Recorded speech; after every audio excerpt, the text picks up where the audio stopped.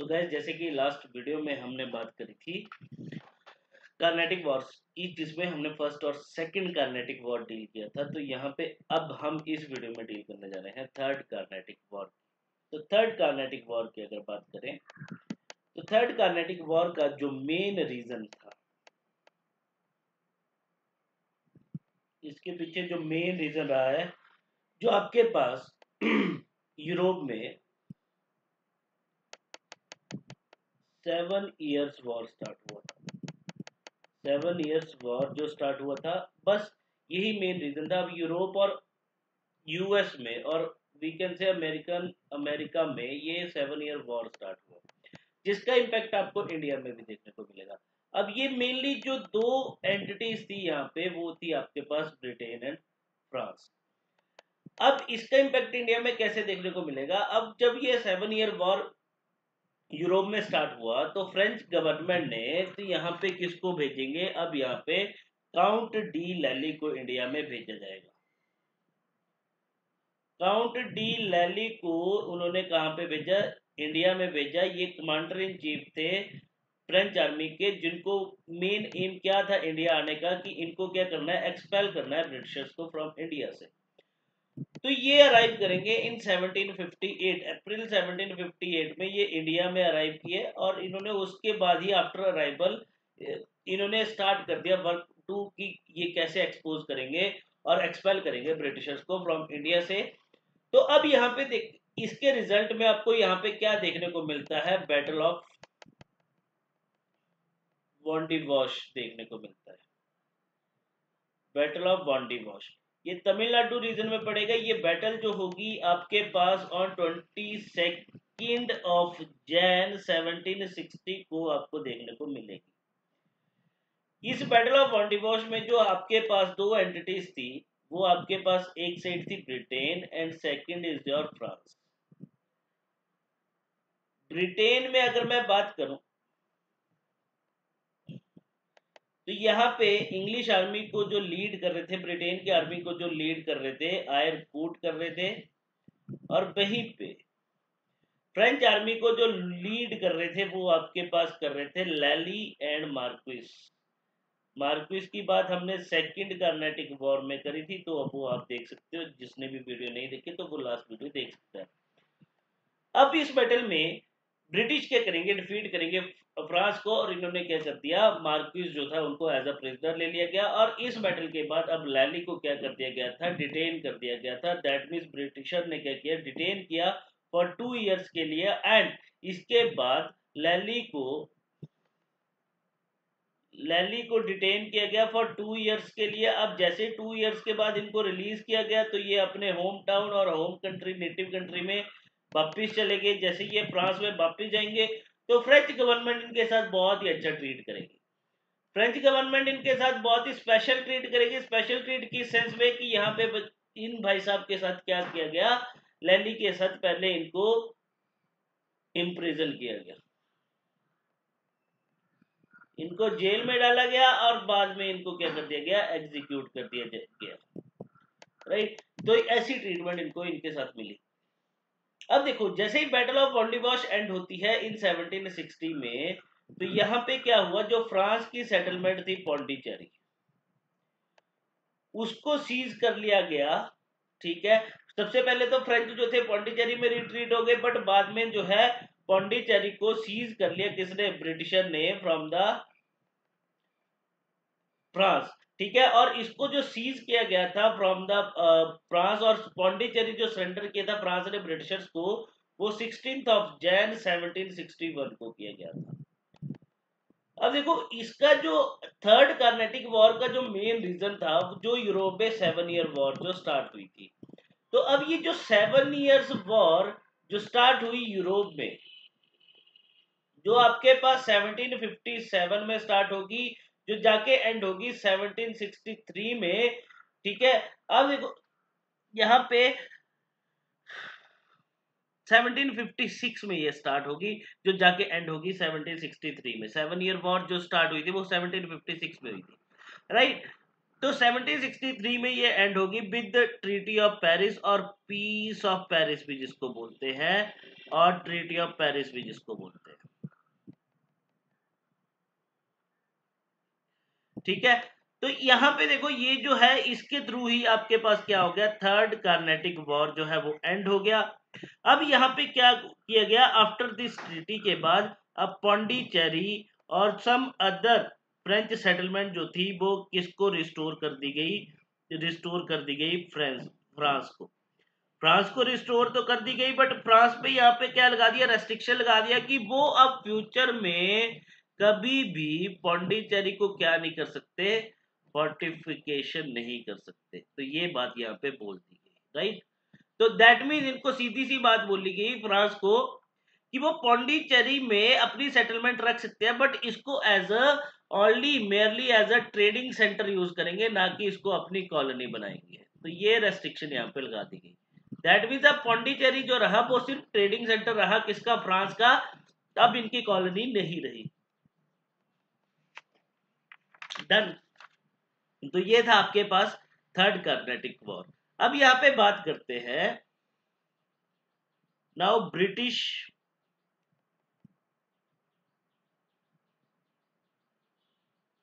Conquest of Bengal, इसकी बात करते हैं, ब्रिटिश कंक्वेस्ट ऑफ बंगाल।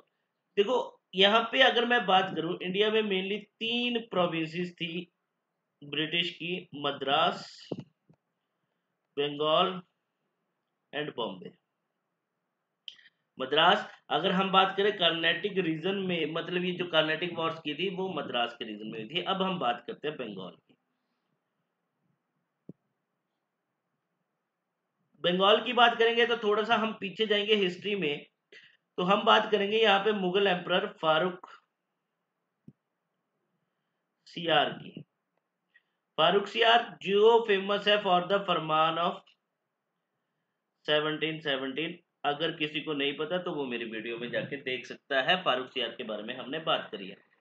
अब देखो जब फारूक सियार मुगल एम्परर थे तो इन्होंने 1717 में क्या किया, उस टाइम पे बंगाल क्या था, एक सूबा था मुगल एम्पायर का, सूबा जिसका हेड होता था सूबेदार। तो यहाँ पे 1717 में अब फारूक सियार ने क्या कर दिया, मुर्शिद कुली खान को अपॉइंट कर दिया एज अ सूबेदार।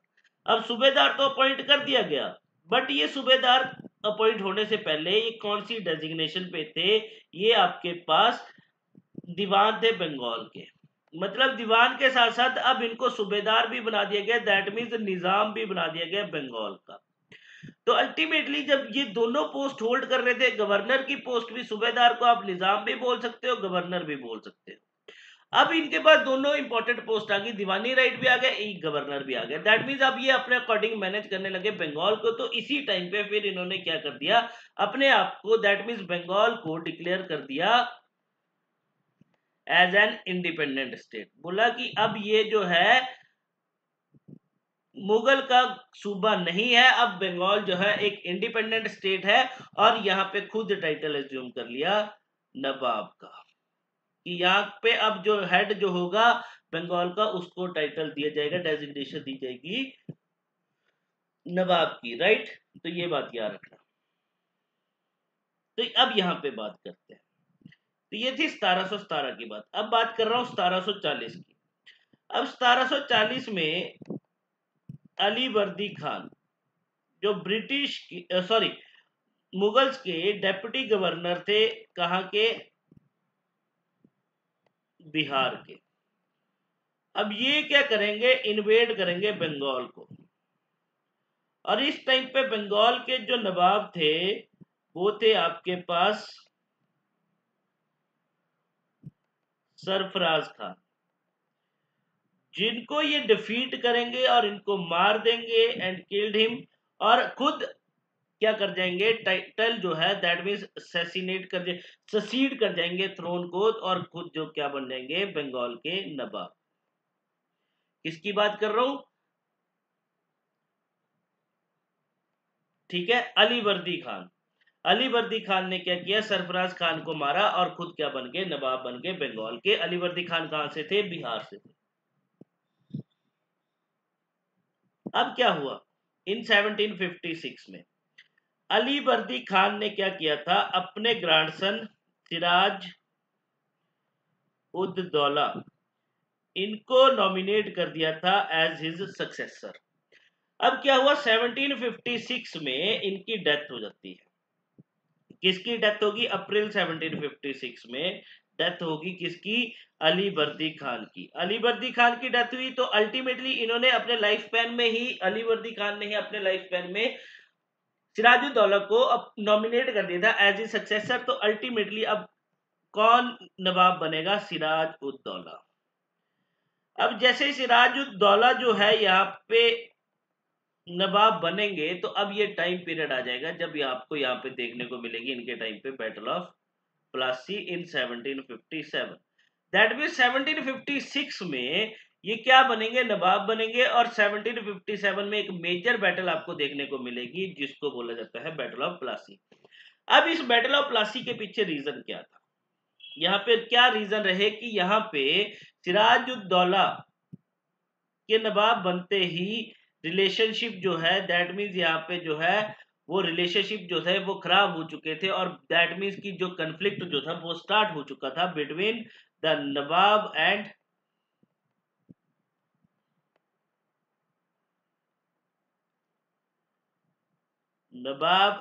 East India company. क्या रीजन रहे होंगे, तो यहाँ पे रीजन अब यहीं पे बात करते कि देखो जब सिराज ने सक्सीड किया इन 1756 में, तो यहाँ पे क्या हुआ, जैसे सिराज सक्सीड करेगा तो इसके सक्सेशन को चैलेंज कर दिया जाएगा। दैट मीन सिराज जैसे ही नवाब बना तो इसके नवाबशिप को चैलेंज कर दिया गया बाय टू पर्संस। एक थे आपके पास शौकत जंग,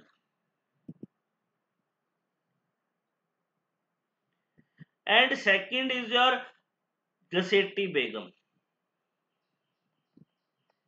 ये जो थी Ghaseti Begum was the daughter of Ali Vardi Khan.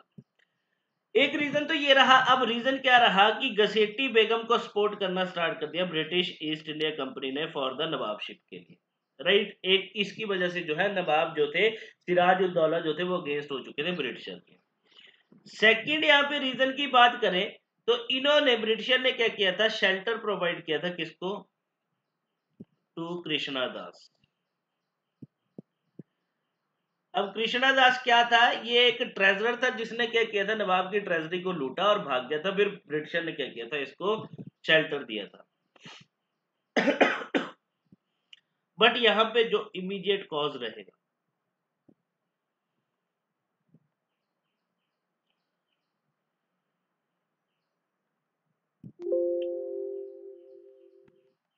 Just a second,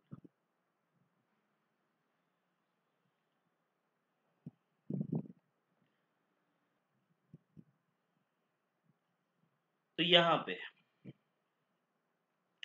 अब इमीडिएट कॉज की बात करें तो इमीडिएट कॉज जो रहेगा वो था आपके पास fortification of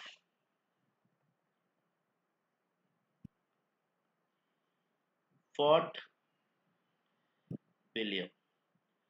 fortification of Fort William क्या मतलब, यहाँ पे क्या करना स्टार्ट किया था ब्रिटिश ईस्ट इंडिया कंपनी ने, इस फोर्ट विलियम की वॉल्स पे गन्स जो थी वो माउंट करना स्टार्ट कर दी थी। अब गन्स माउंट करना स्टार्ट की थी तो अब देखो हुआ क्या था कि जैसे ही अली वर्दी खान जो, अगर मैं बात करूं, सिराजुद्दौला जो थे अली वर्दी खान के ग्रैंडसन थे, तो अली वर्दी खान जैसे ही नवाब बने थे बंगाल के, तो इन्होंने क्या किया था, फ्रेंच और ब्रिटिश के ऑफिशियल्स के साथ, ईस्ट इंडिया कंपनी के ऑफिशियल्स के साथ एक मीटिंग करी। वहां पे इनको सीधी सी बात बोल दी कि जो आपकी सेटलमेंट्स है इन चंद्रनागौर और चंद्रनगर में एंड कलकत्ता में, आप उनको फोर्टिफाई नहीं करोगे, उनकी फर्दर फोर्टिफिकेशन नहीं की जाएगी, राइट। तो ये बात बोल दी गई थी।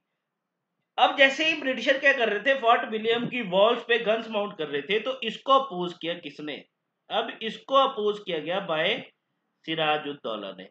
अब सिराजुद्दौला ने पहले इसको अपोज किया कि नहीं आप ऐसा नहीं कर सकते, आप ऐसे गन्स माउंट नहीं कर सकते, बट ब्रिटिशर ने क्या किया, इस जो ये अपोज कर रहा था उसको रेफ्यूज कर दिया, मतलब ब्रिटिशर ने सिराजुद्दौला की बात नहीं मानी। अब जब इसकी बात नहीं मानी तो अब इसके रिजल्ट में क्या होगा, एज अ रिजल्ट आपको एक ट्रेजेडी देखने को मिलेगी जिसको हम बोलते हैं black hole tragedy. Black hole tragedy, अब यहाँ पे क्या हुआ, ये अब सिराजुद्दौला 15 जून 1756 को अपनी आर्मी के साथ आएगा और इस फोर्ट विलियम को कैप्चर कर लेगा, फोर्ट विलियम को कैप्चर कर लेगा, चारों तरफ से सराउंड कर लेगा, कैप्चर नहीं करेगा बट सराउंड कर लेगा अपनी आर्मी के साथ। अब पूरी आर्मी के साथ आगे इसको सराउंडेड कर लिया। तो अब इस टाइम पे जो फोर्ट विलियम के जो गवर्नर थे वो थे आपके पास गवर्नर रॉगर डेक। अब रॉगर डेक किसी तरह से मैनेज करके एस्केप करने में, दैट मीन्स वो एस्केप हो गए फोर्ट से, और यहाँ पे फुल्ता फोर्ट में जाके उन्होंने क्या किया, शेल्टर लिया अपने कुछ ऑफिशियल्स के साथ और कुछ पर्सन्स के साथ, वो मैनेज करके टू एस्केप, और फुल्ता फोर्ट में जाके इन्होंने क्या किया, वहां पे शेल्टर लिया, और यहां से फिर इन्होंने हेल्प मांगी, किससे, मद्रास से। और उस टाइम पे मद्रास में जो गवर्नर थे वो थे आपके पास रॉबर्ट क्लाइव। अब जब रॉबर्ट क्लाइव मद्रास से हेल्प लेके आते, उस टाइम पे दैट मीन सराउंड कर लिया था किसने, आपके पास सिराजुद्दौला ने फोर्ट विलियम को। अब जब गवर्नर रॉगर डेक मैनेज किए थे, मतलब वो फोर्ट विलियम से बाहर आ चुके थे, तो उस टाइम पे इन्होंने अपने पीछे 146 पर्सन्स को वहां पे छोड़ के आ गए। 146 पर्सन्स को वहां पे छोड़ के आए, अंडर किसकी प्रोटेक्शन में, इन्हीं का एक कमांडर था, किसका, रॉगर डेक की बात कर रहा हूं। रॉगर डेक के कमांडर थे जॉन हॉलवेल। जॉन हॉलवेल को इन्होंने बोला कि मैं बैकअप लेके आऊंगा और मैं तुम सबको सेव करूंगा, ठीक है, तो तुम मेरा वेट करना। और जॉन हॉलवेल को बोला कि तुम इन सब पर्सन्स की क्या करोगे, तुम इनकी मतलब इनको सेव करोगे। तो जॉन हॉलवेल ने बोला ठीक है सर, कोई दिक्कत नहीं है, मैं प्रोटेक्ट करूंगा। अब हुआ क्या कि 15 जून को यहाँ पे 15 जून 1756 को सराउंड किया था सिराजुद्दौला ने फोर्ट विलियम को, और इस फोर्ट को कैप्चर कर लेगा बाय 20 जून। और 20 जून 1756 को फोर्ट विलियम को सीज कर लेगा कौन, सिराजुद्दौला। दैट मीन सिराजुद्दौला जो है एंटर कर जाएगा फोर्ट विलियम के अंदर। तो ये जो 146 पर्सन्स थे, इन्होंने अपने आप को प्रोटेक्ट करने के लिए एक रूम में जाके अपने आप को बंद कर लिया। अब उस रूम में जहां से इन्होंने क्या किया, जहां पे इन्होंने अपने आप को बंद किया, तो वहां से कोई भी और एग्जिट पॉइंट नहीं था, एक ही एग्जिट और एंट्री पॉइंट था। इवन अगर बात करें तो वहां से कोई एग्जॉस्ट भी नहीं था, वहां पे कोई एग्जॉस्ट भी नहीं था। तो अल्टीमेटली, और वो काइंड ऑफ एक dark room we can say, dark room था। तो अब क्या हुआ, फिर नेक्स्ट डे जब वो वापिस, मतलब नेक्स्ट डे जब इन्होंने अपने उस रूम से निकले, तो उस रूम से सिर्फ आउट ऑफ 146 सिर्फ आपके पास 26% ही सर्वाइव कर पाए, बाकी के 120% जो थे वो मर चुके थे। तो इस ट्रेजेडी को क्या नाम दिया गया, ब्लैक होल ट्रेजेडी, राइट। तो ये बात हुई थी। और यहीं पे बात करें तो देखो 20 जून 1756 को कैप्चर कर लिया किसने, कैप्चर कर लिया फोर्ट विलियम को बाय सिराजुद्दौला ने। सिराजुद्दौला ने जैसे कैप्चर किया तो इन्होंने अब सबसे पहले कैलकाटा का नाम चेंज करके नाम कर दिया अलीनगर। किसने चेंज किया, सिराजुद्दौला ने। और इस फोर्ट विलियम का जो अब कमांडर किसको बना दिया, अपने एक कमांडर था मानिक चंद, उसको क्या बना दिया, इसका कमांडर बना दिया फोर्ट विलियम का, राइट। और खुद कहां पे वापिस चला गया, अपनी कैपिटल मुर्शिदाबाद में रिटर्न हो गया, राइट। तो मुर्शिदाबाद जो थी इसकी कैपिटल थी। बट हुआ क्या, अब देखो मैंने क्या बोला कि जो रॉगर डेक था, जो कमांडर था, ब्रिटिश कमांडर था फोर्ट विलियम का, वो कहां पे गया था, मतलब वो फोर्ट से बाहर चला गया था और उसने हेल्प मांगी थी कहां से, रॉबर्ट क्लाइव से, मद्रास से। फिर रॉबर्ट क्लाइव जो है मद्रास से आएगा हेल्प के लिए, और जैसे रॉबर्ट क्लाइव वापिस आएगा तो रॉबर्ट क्लाइव जो है फिर फोर्ट विलियम में जाएगा और यहाँ पे नेगोशिएशन करेगा विद मानिक चंद के साथ, इसको ब्राइब करेगा। अब इसके साथ जो भी इसकी नेगोशिएशन हुई और इसने क्या कर दिया, इसको अलाइव छोड़ दिया और बोला कि तू हमें सरेंडर कर दे। अब जैसे मानिक चंद की नेगोशिएशन हुई विद रॉबर्ट क्लाइव के साथ और मानिक चंद ने क्या कर दिया, सरेंडर कर दिया फोर्ट विलियम टू ब्रिटिशर्स, और we can say Robert Clive को सरेंडर कर दिया।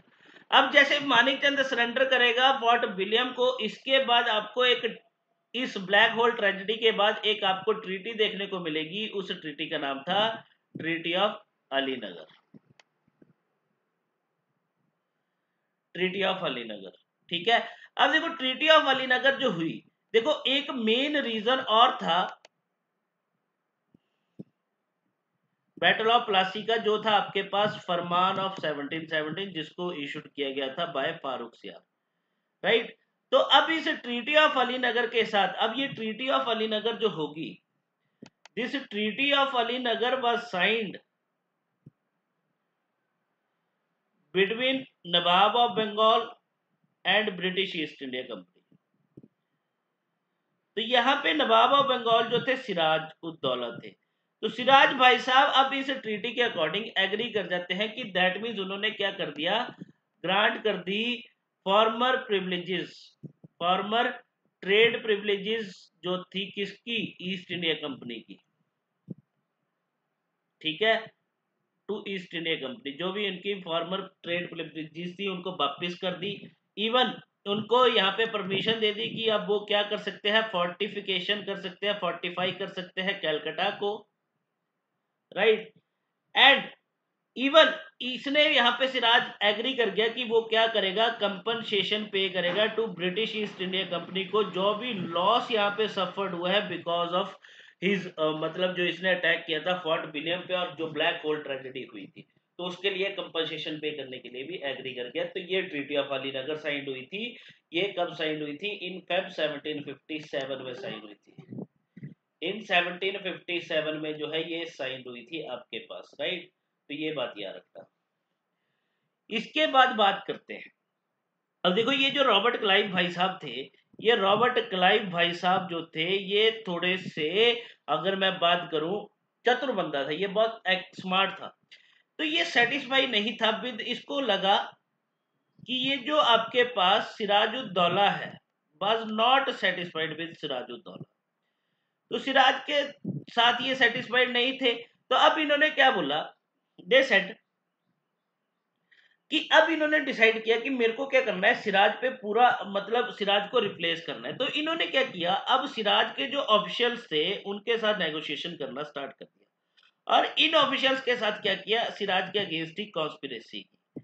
अब सिराज के साथ ही कॉन्स्पिरेसी करना स्टार्ट कर दिया। अब सिराजुद्दौला जो थे, मतलब इसके जो ऑफिशियल्स थे जिनमें से एक थे मीर जाफर, ये चाहते थे, दैट मीन्स कि रॉबर्ट क्लाइव चाहते थे कि मीर जाफर जो है वो सक्सीड करे सिराजुद्दौला को। दैट मीन्स कि मीर जाफर जो सिराजुद्दौला के मीर बख्शी थे, मीर बख्शी मतलब कमांडर इन चीफ, ठीक है, जो इसके कमांडर इन चीफ थे वो क्या बने, अब नवाब बने। ये कौन चाहता था, रॉबर्ट क्लाइव। एंड इन्होंने अदर ऑफिशियल्स के साथ मिलकर फिर क्या करना स्टार्ट किया, कॉन्स्पिरेसी करना स्टार्ट किया सिराज के अगेंस्ट। जिन ऑफिशियल्स में अगर बात करें, आपके पास मानिक चंद भी आएगा, खादिम खान,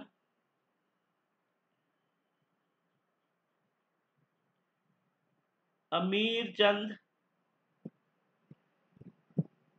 जगत सेठ, एटसेट्रा एटसेट्रा, तो ये आएंगे। अब इनके साथ जो है रॉबर्ट क्लाइव ने सारा कॉन्स्पिरेसी किया। अब उस कॉन्स्पिरेसी का रिजल्ट आपके पास क्या निकला, जो कॉन्स्पिरेसी की ऑफिशियल्स के साथ मिलके, उस कॉन्स्पिरेसी के रिजल्ट में आपको यहाँ पे एक बैटल देखने को मिलेगी। उस बैटल का नाम है बैटल ऑफ प्लासी, जो आपको हेल्ड होगी 1757 में, ऑन 23 जून 1757 में बैटल ऑफ प्लासी आपको देखने को मिलती है। तो यहाँ पे ये बैटल जो हेल्ड होगी सिराज की आर्मी और ब्रिटिश की आर्मी के बीच में हुई। तो यहाँ पे सिराज जो थे इस आर्मी को लीड कर रहे थे, इस बैटल में लीड कर रहे थे अपनी आर्मी को। अब अल्टीमेटली देखो यहाँ पे जो सिराज के जो ऑफिसर्स थे वो किसके साथ मिले हुए थे, रॉबर्ट क्लाइव के साथ वो सपोर्ट कर रहे थे ब्रिटिश आर्मी को। बट यहाँ पे सिराज के दो ऑफिसर्स थे, मीर मदन एंड मोहनलाल। ये दो ऑफिसर्स थे जो ब्रेवफुली लड़ रहे थे, किसके लिए, फॉर सिराज के लिए, जो इस कॉन्स्पिरेसी का पार्ट नहीं थे। अब हुआ क्या, इसी बैटल में मीर मदन की डेथ हो जाएगी, इंग्लिश जो है इसको मार देंगे। अब जैसे मीर मदन की डेथ हुई तो अब सिराज के पास आएंगे, अब सिराज के commander in chief that means Mir Bakshi, जो कौन थे आपके पास, मीर जाफर। अब मीर जाफर भाई साहब आए और मीर जाफर ने सिराज भाई साहब को बोला, एडवाइस किया सिराज भाई साहब को कि सर आप ऐसा करो, आपकी जान हमें बहुत प्यारी है, आप हमें अपनी जान से भी ज्यादा प्यारे हैं, आप टेंशन ना लो, इस बैटल को मैं मैनेज कर लूंगा, मैं यहाँ पे लीड करूंगा आर्मी को, और आप क्या कर जो, रिटर्न कर जो, कहां पे, अपनी कैपिटल में, ठीक है, मुर्शिदाबाद में, फोर्ट में वापिस चल दो। और किसी तरह से दैट मीन्स इन्होंने सिराज को कन्विंस भी किया मीर जाफर ने, और सिराज यहाँ पे एग्री कर गया कि ठीक है मैं वापिस चला जाता हूँ। तो अब जब वो वापिस जाने लगे तो यहाँ पे मीर जाफर ने क्या किया, अपने बेटे मिरान को बुला, अपने बेटे मिरान को बुलाया और बोला कि अब ये तेरी ड्यूटी है कि तू नवाब को सही सलामत उनके घर तक पहुंच जाएगा, किले तक पहुंच जाएगा, फोर्ट तक पहुंच जाएगा। मिरान ने बोला ठीक है पिताजी, मीर जाफर को बोलते हैं ठीक है पिताजी। अब जैसे सिराज को लेके मिरान जा रहा था वापिस मुर्शिदाबाद की तरफ, फोर्ट की तरफ, तो यहां पे क्या हुआ, लास्ट में मिरान ने ऑर्डर कर दिया किसको, आपके पास मोहम्मद अली बेग को, रास्ते में मोहम्मद अली बेग को, और मोहम्मद अली बेग ने क्या किया, कैप्चर किया सिराज को, सिराज को पकड़ा और उसको वहीं पे मार दिया एंड किल्ड। तो अल्टीमेटली दैट मीन्स मिरान भी क्या था, इस कॉन्स्पिरेसी का पार्ट था। तो ऐसे ऐसे जो है फिर सिराज की कहानी खत्म हो जाती है, नवाब सिराजुद्दौला की कहानी जो है वो खत्म हो जाएगी बंगाल की हिस्ट्री से, ठीक है। और ऐसे ही आपके पास बैटल ऑफ प्लासी भी खत्म हो जाएगी, राइट। तो आज के लिए इतना ही। कल जो अब हम स्टार्ट करेंगे वो हम consequences of battle of Plassey देखेंगे कि क्या रिजल्ट निकला। अब consequences of battle of Plassey से किसकी तरफ जाएंगे हम, बक्सर, बैटल ऑफ बक्सर की तरफ जाएंगे। जो बक्सर जो होगा वो 1764 में आपको बैटल देखने को मिलेगी। दैट मीन्स अगर हम बात करें ना, ये आपके पास कंक्वेस्ट ऑफ बंगाल की बाय द ब्रिटिश, तो कंक्वेस्ट ऑफ बंगाल जो है वो आपके पास बैटल ऑफ प्लासी से स्टार्ट होके बैटल ऑफ बक्सर तक जाता है, ये एक फेस रहता है, ठीक है, जो आपके पास 1764 में स्टार्ट होगा। और फिर बैटल ऑफ बक्सर के बाद यहाँ पे एक बंगाल में एक सिस्टम इंट्रोड्यूस किया जाएगा, जो सिस्टम का नाम होगा डायआर्की, राइट। तो यहाँ तक हम डील करेंगे इस टॉपिक को। So that's all for today, thank you. I hope आपको मेरी वीडियो पसंद आई हो, अगर पसंद आई हो तो प्लीज लाइक कीजिएगा, शेयर कीजिएगा और सब्सक्राइब कीजिएगा मेरे यूट्यूब चैनल को, राइट। Thank you.